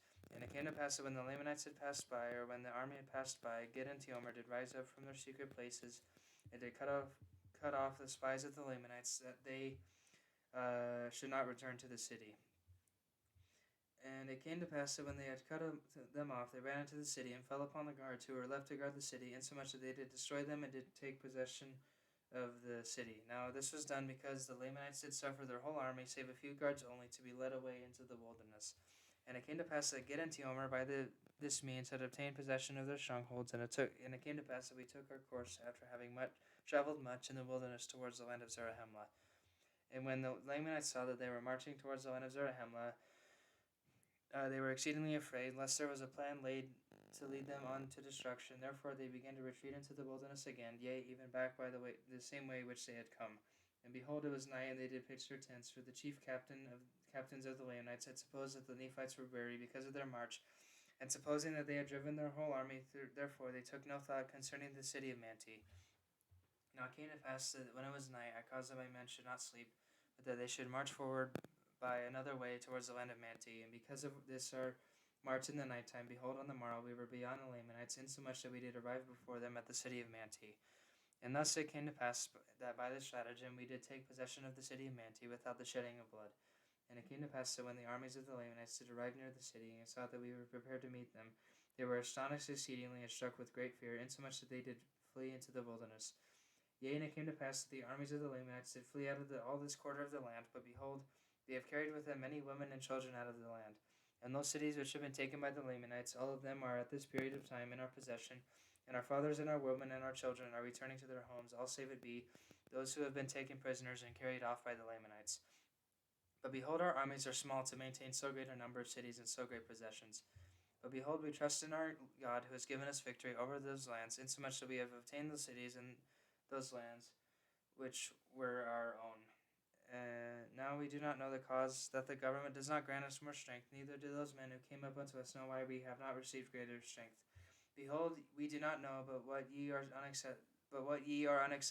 unsuccessful, and ye have drawn away the forces into that quarter of the land. If so, we do not desire to murmur. And if it was not so, behold, we fear that there is some faction in the government, that they do not send more men to our assistance, for we know that they are more numerous than that which they have sent. But behold, it mattereth not. We trust God to deliver us, notwithstanding the weakness of our armies, yea, and deliver us out of the hands of our enemies. Behold, this is the 29th year in the latter end, and we are in the possession of our lands, and the Lamanites have fled into the land of Nephi. And those sons of the people of Ammon, of whom I have so highly spoken, are with me in the city of Manti, and the Lord has supported them, yea, and kept them from falling by the sword, insomuch that even one soul has not been slain. But behold, they have received many wounds, nevertheless they stand fast in that liberty wherewith God has made them free, and they are strict to remember the Lord their God from day to day. Yea, they do observe to keep his statutes and his judgments and his commandments continually, and their faith is strong in the prophecies concerning that which is to come. And now, my beloved brother Moroni, may the Lord our God, who has redeemed us and made us free, keep you continuing in his presence. Yea, and may he favor this people, even that ye may have a success in obtaining the possession of all that which the Lamanites have taken from us, which was for our support. And now, behold, I close mine epistle. I am Helaman, the son of Alma. Chapter 59. Moroni asks Haran to strengthen the forces of Helaman. The Lamanites take the city of Nephi. Moroni is angry with the government. About 62 BC. Now it came to pass in the 13th year of the reign of the judges over the people of Nephi, after Moroni had received and read Helaman's epistle, he was exceedingly rejoiced because of the welfare, yea, the exceeding success which Helaman had had in obtaining those lands which were lost. Yea, and he did make it known unto all those people, and all the land round about in that part where he was, that they might rejoice also. And it came to pass that he immediately sent an epistle to Haran, desiring that he should cause men to be gathered together to strengthen Helaman, or the armies of Helaman, insomuch that he might with ease maintain that part of the land which he had been so miraculously prospered in regaining. And it came to pass when Moroni had sent this epistle to the land of Zarahemla, he began again to lay a plan that he might obtain the remainder of those possessions and cities which the Lamanites had taken from them. And it came to pass that while Moroni was thus making preparations to go against the Lamanites to battle, behold, the people of Nephi, who were gathered together from the city of Moroni and the city of Lehi and the city of Moriantim, were attacked by the Lamanites. Yea, even those who had been compelled to flee from the land of Manti, and from the land round about, had come over and joined the Lamanites in this part of the land. And thus being exceedingly numerous, yea, and receiving strength from day to day by the command of Ammoron, they came forth against the people of Nephihah, and they began to slay them with exceedingly great slaughter. And their armies were so numerous that the remainder of the people of Nephihah were obliged to flee before them. And they came even and joined the army of Moroni. And now as Moroni had supposed that there should be men sent to the city of Nephihah to the assistance of the people to maintain the city, and knowing that it was easier to keep the city from falling into the hands of the Lamanites than to retake it from them, he supposed that they would easily maintain that city. Therefore he retained his force to retain all those places which he had recovered. And now when Moroni saw that the city of Nephi was lost, he was exceedingly sorrowful, and began to doubt, because of the wickedness of the people, whether they should not fall into the hands of their brethren. Now this was the cause which all his chief captains, they doubted and marveled also, because of the wickedness of the people, and this because of the success of the Lamanites over them. And it came to pass that Moroni was angry with the government because of their indifference concerning the freedom of their country. Chapter 60. Moroni complains to Pahoran of the government's neglect of the armies. The Lord suffers the righteous to be slain. The Nephites must use all of their power to means to deliver themselves from their enemies. Moroni threatens to fight against the government unless help is supplied to his armies. About 62 BC. And it came to pass that he wrote again to the governor of the land, who was Pahoran, and these are the words which he wrote, saying, Behold, I direct mine epistle to Pahoran in the city of Zarahemla, who is the chief judge and the governor over the land, and also to all those who have been chosen by this people to govern and manage the affairs of this war. For behold, I have someone to say unto them by the way of condemnation. For behold, ye yourselves know that ye have been appointed to gather together men, and arm them with swords, and with scimitars, and with all manner of weapons of war of every kind, and send forth against the Lamanites, in whatsoever parts they should come into our land. And now behold, I say unto you that myself, and also my men, and also Helaman and his men, have suffered exceedingly great sufferings, yea, even hunger, thirst, and fatigue, and all manner of afflictions of every kind. But behold, that were this all that we had suffered, we would not murmur nor complain. But behold, great has been the slaughter among our people, yea, thousands have fallen by the sword, while it might have otherwise been if ye had rendered unto our armies sufficient strength and succor for them. Yea, great has been your neglect towards us. And now behold, we desire to know the cause of this exceedingly great neglect. Yea, we desire to know the cause of your thoughtless state. Can ye think to sit upon your thrones in a state of thoughtless stupor, while your enemies are spreading the work of death around you? Yea, while they are murdering thousands of your brethren. Yea, even they who have looked up to you for protection, yea, have placed you in a situation that ye might have succored them. Yea, ye might have sent armies unto them to have strengthened them, and have saved thousands of them by falling by the sword. But behold, this is not all. Ye have withheld your provisions from them, insomuch that many have fought and bled out their lives because of their great desires, which they had for the welfare of this people. Yea, and this they have done, when they were about to perish with hunger, because of your exceedingly great neglect towards them. And now, my beloved brethren, for ye ought to be beloved, yea, and ye ought to have stirred yourselves more diligently for the welfare and the freedom of this people. But behold, ye have neglected them insomuch that the blood of thousands shall come upon your heads for vengeance, yea, for known unto God for all their cries and their sufferings. Behold, could ye suppose that ye could sit upon your thrones, and because of the exceeding goodness of God ye could do nothing, and he would deliver you? Behold, if ye have supposed this, ye have supposed in vain. Do ye suppose that because so many of your brethren have been killed, it is because of their wickedness? I say unto you, if ye have supposed this, ye have supposed in vain. For I say unto you, there are many who have fallen by the sword, and behold, that is to your condemnation. For the Lord suffereth the righteous to be slain, that his justice and judgment may come upon the wicked. Therefore ye need not suppose that the righteous are lost because they are slain. But behold, they do enter into the rest of the Lord their God. Now I behold, I say unto you, I fear exceedingly that the judgments of the Lord will come upon this people, because their exceeding slothfulness, yea, even the slothfulness of our government, and their exceedingly great neglect towards their brethren, yea, towards those who have been slain. For were it not for the wickedness which first commenced at our head, we could have withstood our enemies, that they could have gained no power over us. Yea, had it not been for the war which broke out among ourselves, yea, were it not for these king men who caused so much bloodshed among ourselves, yea, at the time we were contending among ourselves, if we had united our strength to be hitherto done, yea, had it not been for the desire of power and authority which those king men had over us, had they been true to the cause of our freedom, and united with us, and gone forth against our enemies, instead of taking up their swords against us, which was the cause of so much bloodshed among ourselves, yea, if we had gone forth against them in the strength of the Lord, we should have dispersed our enemies, for it would have been done according to the fulfilling of his word. But behold, now the Lamanites are coming upon us, taking possession of our lands, and they are murdering our people with the sword, yea, our women and our children, and also carrying them away captive, causing them that they should suffer all manner of afflictions, and this because of the great wickedness of those who are seeking for power and authority, yea, even those kingmen. But why should I say much concerning this matter? For we know not but what ye yourselves are seeking for authority. We know not but what ye are also traitors to your country. Or is it that ye have neglected us because ye are in the heart of our country, and ye are surrounded by security, that ye do not cause food to be sent unto us, and also men to strengthen our armies? Have ye forgotten the commandments of the Lord your God? Yea, have ye forgotten the captivity of our fathers? Have ye forgotten the many times we have been delivered out of the hands of our enemies? Or do ye suppose that the Lord will still deliver us while we sit upon our thrones, and do not make use of the means which the Lord hath provided for us? Yea, will we sit in idleness while ye are surrounded with those thousands of those, yea, and tens of thousands who do also sit in idleness, while there are thousands round about in the borders of the land who are falling by the sword, yea, but wounded and bleeding? Do ye suppose that God will look upon you as guiltless while ye sit still and behold these things? Behold, I say unto you, Nay.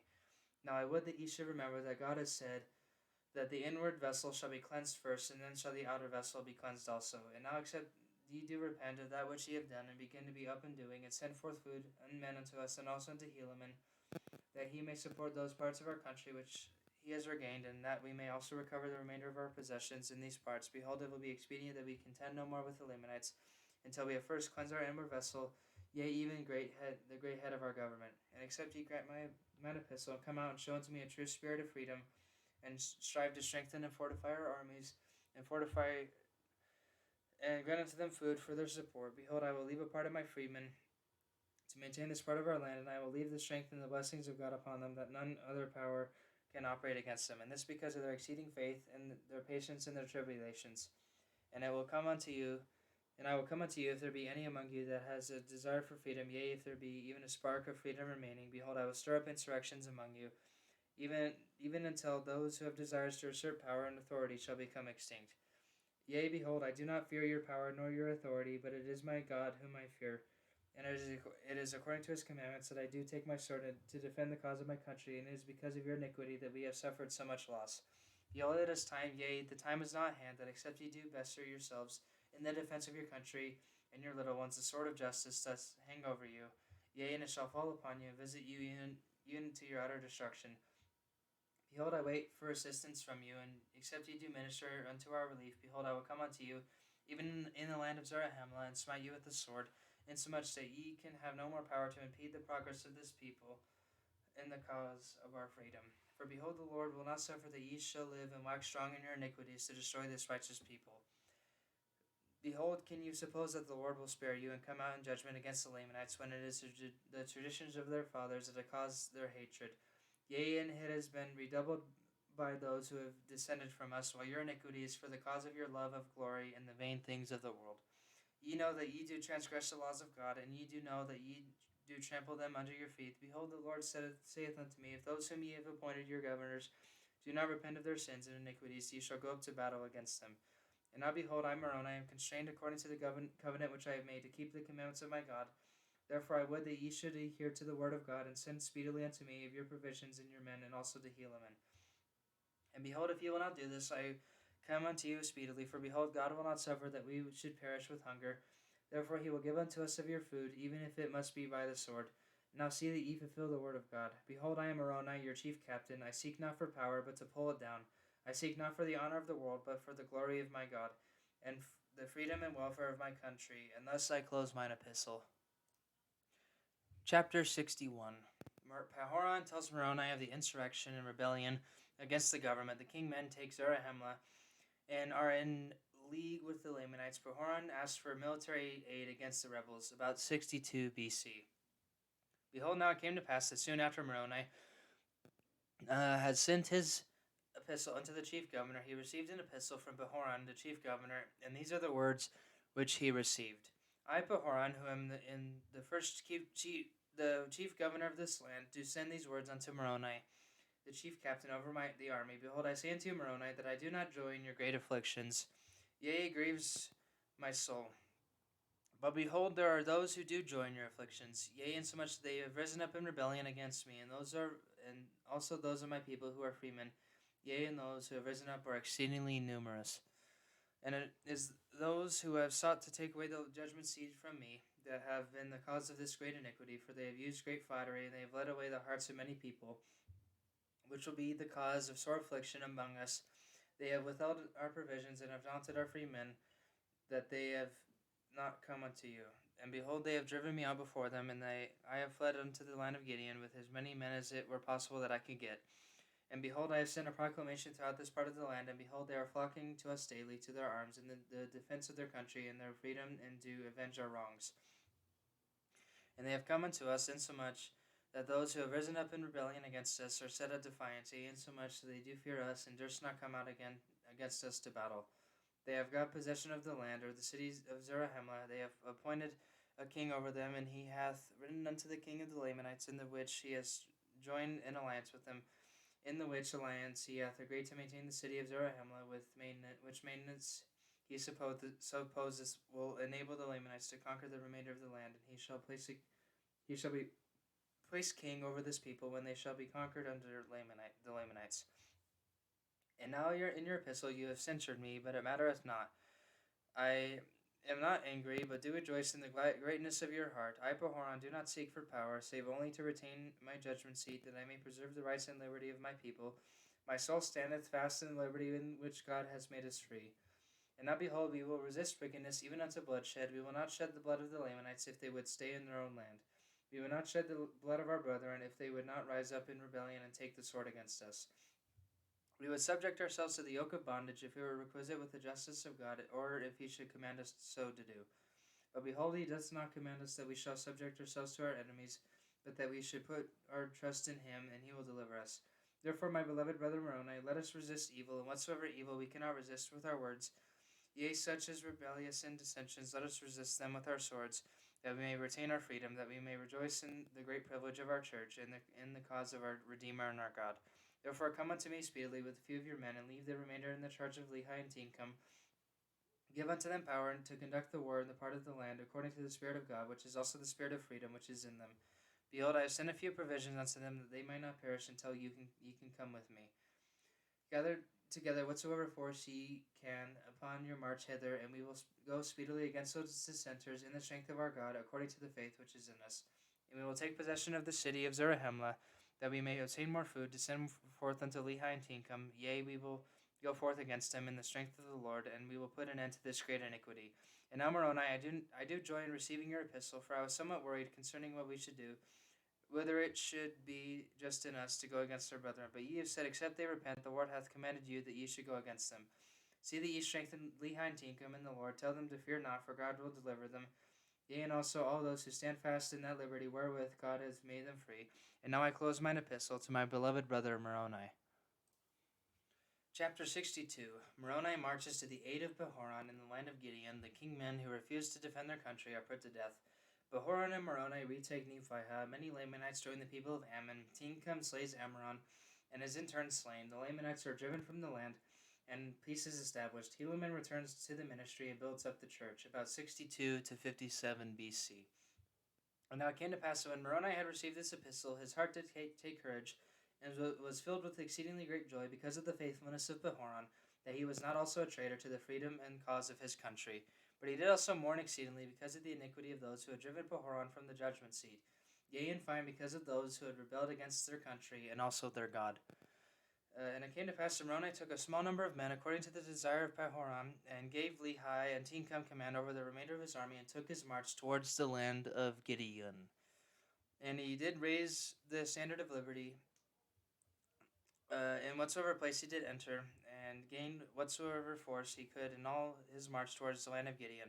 And it came to pass that thousands did flock unto his standard, and did take up their swords in the defense of their freedom, and that they might not come into bondage. And thus when Moroni had gathered together whatsoever men he could in all his march, he came into the land of Gideon, and uniting his forces with those of Pahoran, they became exceedingly strong, even stronger than the men of Pachus, who was the king of those dissenters, who had driven the freemen out of the land of Zarahemla, and had taken possession of the land. And it came to pass that when Moroni and Pahoran went down with their armies into the land of Zarahemla, and went forth against the city, and did meet the men of Pachus, insomuch that they did come to battle. And behold, Pachus was slain, and his men were taken prisoners, and Pahoran was restored to his judgment seat. And the men of Pachus received their trial according to the law, and also those king men who had been taken and cast into prison, and they were executed according to the law. Yea, those men of Pachus and those king men, whosoever would not take up arms in defense of their country, but would fight against it, were put to death. Unless it became expedient that this law should be strictly observed for the safety of their country, yea, and whosoever was found denying their freedom was speedily executed according to the law. And thus ended the 30th year of the reign of the judges over the people of Nephi, Moroni and Pahoran, having restored peace to the land of Zarahemla among their own people, having inflicted death upon all those who were not true to the cause of freedom. And it came to pass in the commencement of the 31st year of the reign of the judges over the people of Nephi, Moroni immediately caused that the provisions should be sent, and also an army of 6,000 men should be sent unto Helaman to assist him in preserving that part of the land. And he also caused that an army of 6,000 men with a sufficient quantity of food should be sent to the armies of Lehi and Teancum. And it came to pass that this was done to fortify the land against the Lamanites. And it came to pass that Moroni and Pahoran, leaving a large body of men in the land of Zarahemla, took their march with a large body of men towards the land of Nephi, being determined to overthrow the Lamanites in that city. And it came to pass that as they were marching towards the land, they took a large body of men of the Lamanites, and slew many of them, and took their provisions and their weapons of war. And it came to pass, after they had taken them, they caused them to enter into a covenant that they would no more take up their weapons of war against the Nephites. And when they had entered into this covenant, they sent them to dwell with the people of Ammon, and they were in number about 4,000 who had not been slain. And it came to pass that when they had sent them away, they pursued their march towards the land of Nephi. And it came to pass that when they had come to the city of Nephi, they did pitch their tents in the plains of Nephi, which is near the city of Nephi. Now Moroni was desirous that the Lamanites should come out to battle against them upon the plains, but the Lamanites, knowing of their exceedingly great courage, and beholding the greatness of their numbers, therefore they durst not come out against them. Therefore they did not come to battle in that day. And when the night came, Moroni went forth in the darkness of the night, and came upon the top of the wall to spy out in what part of the city the Lamanites did camp with their army. And it came to pass that they were on the east by the entrance, and they were all asleep. And now Moroni returned to his army, and caused that they should prepare in haste strong cords and ladders to be let down from the top of the wall into the inner part of the wall. And it came to pass that Moroni caused that his men should march forth and come upon the top of the wall, and let themselves down into that part of the city, yea, even on the west, where the Lamanites did not camp with their armies. And it came to pass that they were all let down into the city by night, by the means of their strong cords and their ladders. Thus when the morning came, they were all within the walls of the city. And now when the Lamanites awoke, and saw that the armies of Moroni were within the walls, they were frightened exceedingly, insomuch that they did flee out by the pass. And now when Moroni saw that they were fleeing before him, he did cause that his men should march forth against them, and slew many and surrounded many others, and took them prisoners, and the remainder of them fled into the land of Moroni, which was in the borders by the seashore. Thus had Moroni and Pahoran obtained the possession of the city of Nephi without the loss of one soul, and there were many of the Lamanites who were slain. Now it came to pass that many of the Lamanites that were prisoners were desirous to join the people of Ammon and become a free people. And it came to pass that as many as were desirous unto them, it was granted according to their desires. Therefore all the prisoners of the Lamanites did join the people of Ammon, and did begin to labor exceedingly, tilling the ground, raising all manner of grain, and flocks and herds of every kind. And thus were the Nephites relieved from the great burden, yea, insomuch that they were relieved from all the prisoners of the Lamanites.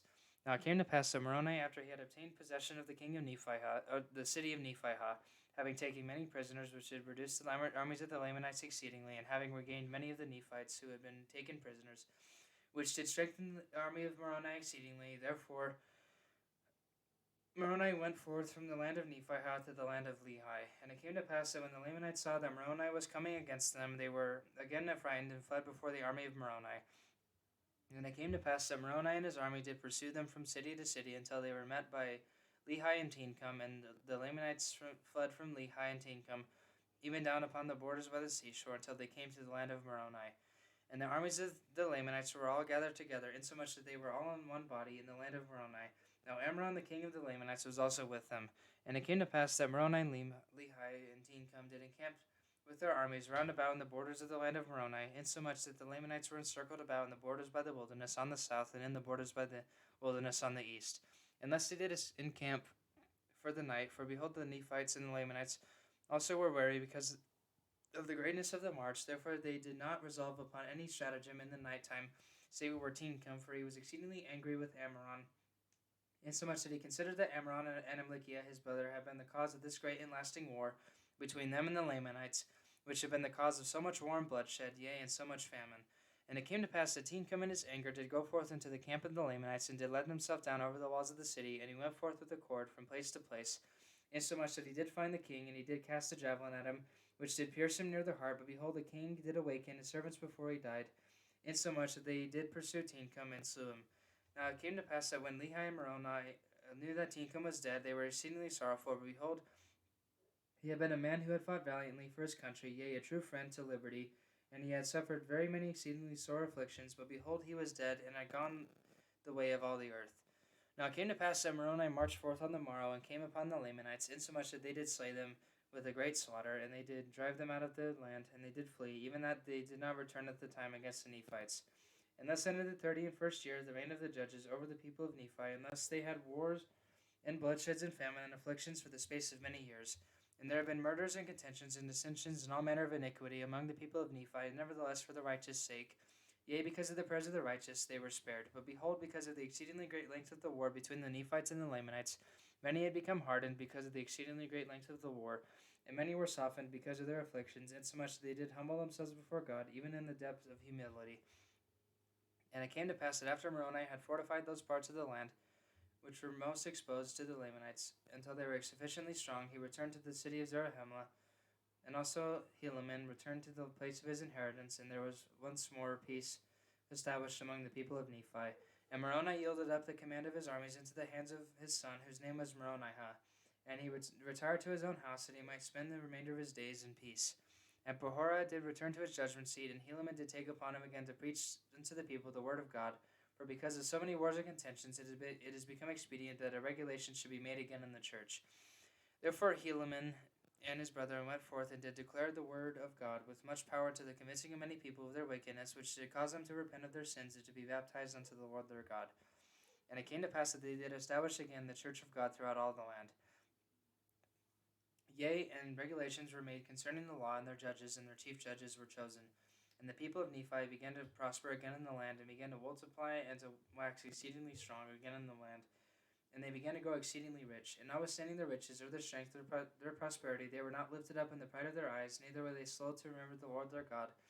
But they did humble themselves exceedingly before him. And they did remember how great things the Lord had done for them, that he had delivered them from death and from bonds and from prisons and from all manner of afflictions.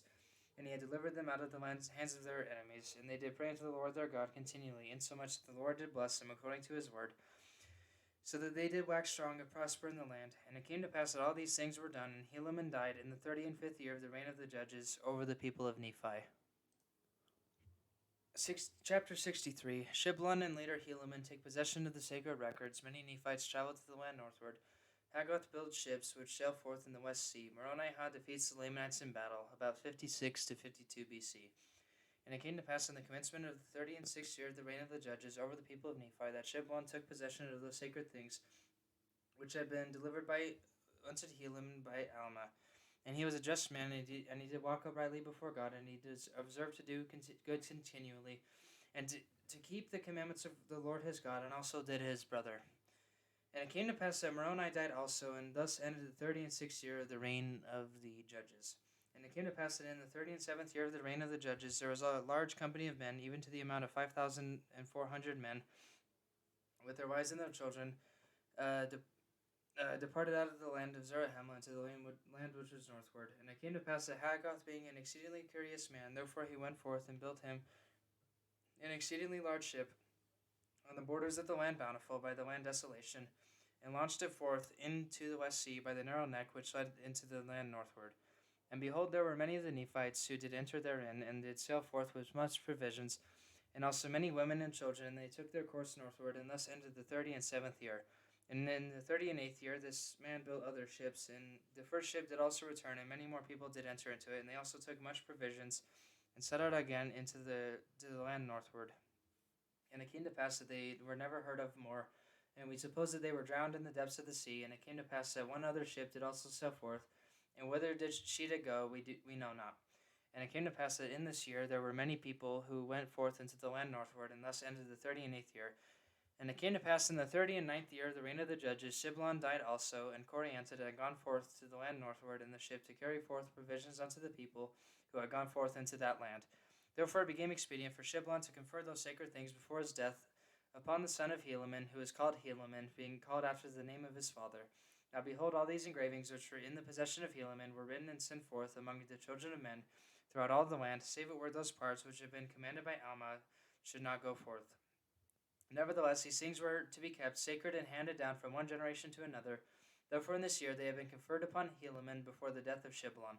And it came to pass also in this year that there were some dissenters who had gone forth unto the Lamanites, and they were stirred up again to anger against the Nephites. And also in the same year, they came down with a numerous army to war against the people of Moronihah, or against the army of Moronihah, in the which they were beaten and driven back again to their own land, suffering great loss. And thus ended the 39th year of the reign of the judges over the people of Nephi.